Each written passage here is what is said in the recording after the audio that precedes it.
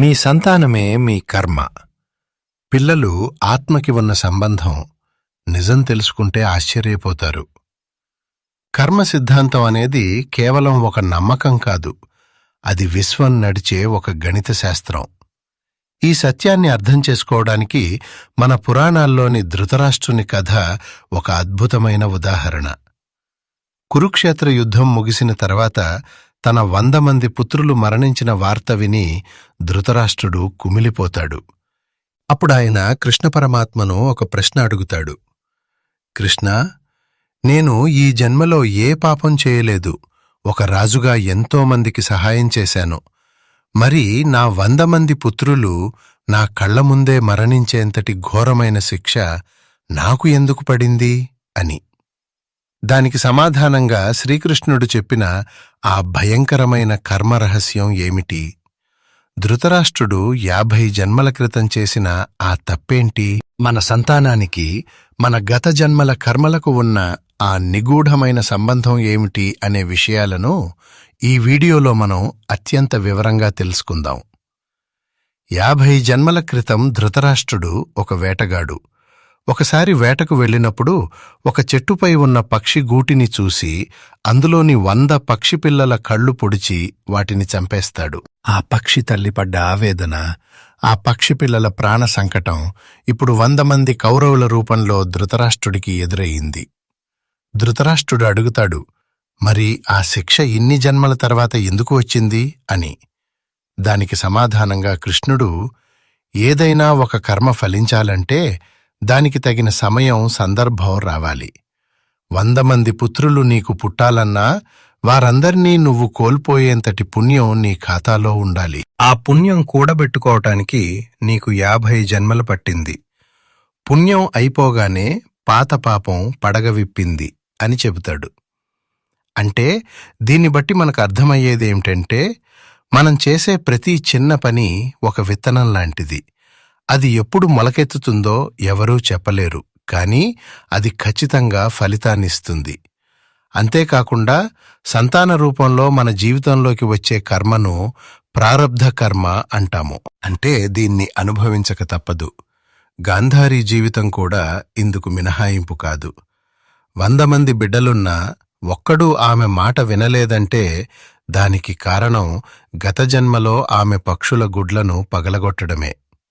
ఇక్కడ గ్రహించాల్సిన విషయం ఏమిటంటే, ఒక ఆత్మ మరొక ఆత్మకు భౌతికమైన శరీరాన్ని మాత్రమే ఇవ్వగలదు, కానీ ఆ ఆత్మ మోసుకొచ్చే కర్మల మూటను మార్చలేదు. అందుకే తల్లిదండ్రులు ఎంతటి దైవభీతి గలవారైనా పిల్లలు నాస్తికులుగానో దుర్మార్గులుగానో ఉండటం వారి వ్యక్తిగత లోపం కాదు, అది ఆ ఆత్మల మధ్య ఉన్న పాత రుణానుబంధం. ఈ కర్మచక్రం నుండి విముక్తి పొందే మార్గం ఒక్కటే, నిష్కామ కర్మ మరియు శరణాగతి.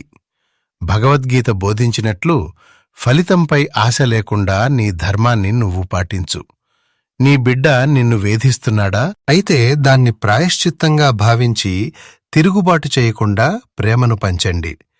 మీరు ఎంతగా ప్రేమిస్తారో ఆ ఆత్మలోని పాత శత్రుత్వం అంత త్వరగా కరిగిపోతుంది.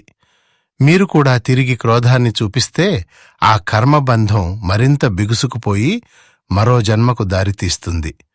నేడు సమాజంలో చూస్తున్న వృద్ధాశ్రమాలు కూడా ఈ కర్మచట్రంలో భాగమే. తండ్రి తన తండ్రిని గౌరవించని దృశ్యం పిల్లల మనసులో ఒక సంస్కారంగా ముద్రపడిపోతుంది. ఆశ్చర్యకరమైన విషయం ఏంటంటే, ఈరోజు తండ్రికి అన్యాయం చేస్తున్న కొడుకే రేపు తర్వాతి జన్మలో అదే తండ్రికి తండ్రిగా పుట్టి అవే కష్టాలను అనుభవిస్తాడు. ఈ ఆత్మల అదృశ్య ప్రయాణం ఎంత చిత్రమైనదంటే, నేడు నీకు బద్ధశత్రువుగా ఉన్నవాడే రేపు నీకు అత్యంత ఇష్టమైన మనవడిగా పుట్టి నీ ఒడిలో చేరవచ్చు. అందుకే ఏ జీవిని ద్వేషించకండి. సంతానం అనేది మన కర్మలను శుద్ధి చేసుకోవడానికి ప్రకృతి ఇచ్చిన ఒక క్లీనింగ్ ప్రాసెస్. పిల్లలు సరిగ్గా లేరని కుమిలిపోయే బదులు, నాలో ఏ మార్పు రావాలో దేవుడు వీరి ద్వారా చూపిస్తున్నాడు అని ఆలోచించండి. మీ సంస్కారాలు మారితే మీ చుట్టూ ఉన్న వ్యక్తుల ప్రవర్తనలోనూ మార్పు మొదలవుతుంది. మన జీవితమనే నాటకంలో ప్రతి పాత్ర వెనుక ఒక పెద్ద చరిత్ర ఉంటుంది. పుట్టే ప్రతి బిడ్డ ఒక అప్పు తీర్చుకోవడానికో లేదా అప్పు వసూలు చేసుకోవడానికో వస్తాడు. అందుకే దీన్ని రుణానుబంధం అంటారు. రుణం లేనిదే ఏ జీవి మరో జీవి దరిచేరదు. కొందరు పిల్లలు పుట్టగానే ఇల్లు ఐశ్వర్యంతో దులుతూగుతుంది. మరికొందరు పుట్టిన నాటి నుండి కష్టాలు మొదలవుతాయి. ఇది విధిరాత కాదు, మనమే రాసుకున్న కర్మపత్రం. మనం ఒకరికి తెలియకుండా చేసిన సాయం కూడా వచ్చే జన్మలో అద్భుతమైన సంతానంగా మారి మనల్ని కంటికి రెప్పలా కాపాడుతుంది. తల్లిదండ్రులు చేసే పాపపు పనులు మాత్రమే కాదు, వారి ఆలోచనా విధానం కూడా పిల్లలపై ప్రభావం చూపుతుంది. అందుకే గర్భ సంస్కారం అంత ముఖ్యం. మీ ఇంట్లో అసూయ, ద్వేషం ఉంటే అటువంటి వాతావరణానికి సరిపోయే ఆత్మలే ఆకర్షితమవుతాయి. ఈ ప్రపంచం ఒక అద్దం లాంటిది. మీరు ఇతరులకు కన్నీళ్లు మిగిలిస్తే ఆ కన్నీళ్లే మీ బిడ్డల రూపంలో మీ కళ్ళలోకి తిరిగి వస్తాయి. దీని నుండి బయటపడాలంటే మీ బిడ్డను తిట్టడం మానేసి లోకంలో ఉన్న ఇతర పిల్లలకు లేదా అనాథలకు సాయం చేయండి. మీరు ఒక ఆత్మకు ఇచ్చే శాంతి మీ బిడ్డలోని అశాంతిని తగ్గిస్తుంది. బంధాలు శాశ్వతం కాదు, కాని ఆ బంధాల ద్వారా నేర్చుకునే పాఠం శాశ్వతం. మీ కర్మలే మీ పిల్లలు, మీ పిల్లలే మీ కర్మల ప్రతిరూపాలు. ఈ సత్యాన్ని గ్రహించి సత్కర్మలు చేయడం ప్రారంభిస్తే మీ రాబోయే తరాలకు ఒక అద్భుతమైన పునాది వేసిన వారవుతారు. చివరగా ఒక్క మాట. మీ సంతానం మిమ్మల్ని కష్టపెడుతున్నా, సుఖపెడుతున్నా అది భగవంతుడి నిర్ణయం కాదు, మీ ఆత్మ ప్రయాణంలో మీరు సంపాదించుకున్న ఫలితం.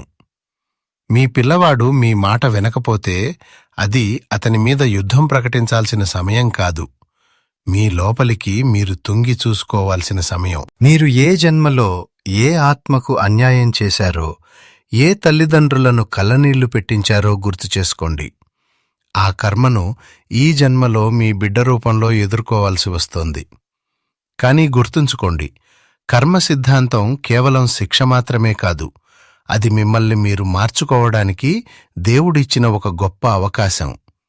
ఈ క్షణం నుండి మీ కర్మలను మార్చుకోండి. ఇతరుల పట్ల కరుణను చూపండి, అనాథలను ఆదరించండి, కనీసం మీ చుట్టూ ఉన్న మూగజీవాలకైనా గుప్పెడు మెతుకులు వేయండి. మీరు పంచే ప్రతి ప్రేమ చుక్క మీ కర్మ అనే మహాసముద్రంలోని విషాన్ని హరిస్తుంది. మీ సంతానాన్ని కేవలం మీ ఆస్తిగా కాకుండా భగవంతుడు మీ అప్పు తీర్చుకోవడానికి పంపిన అతిథులుగా చూడండి. అప్పుడు మీలో కోపం పోయి జాలి కలుగుతుంది, ద్వేషం పోయి ధర్మం నిలుస్తుంది.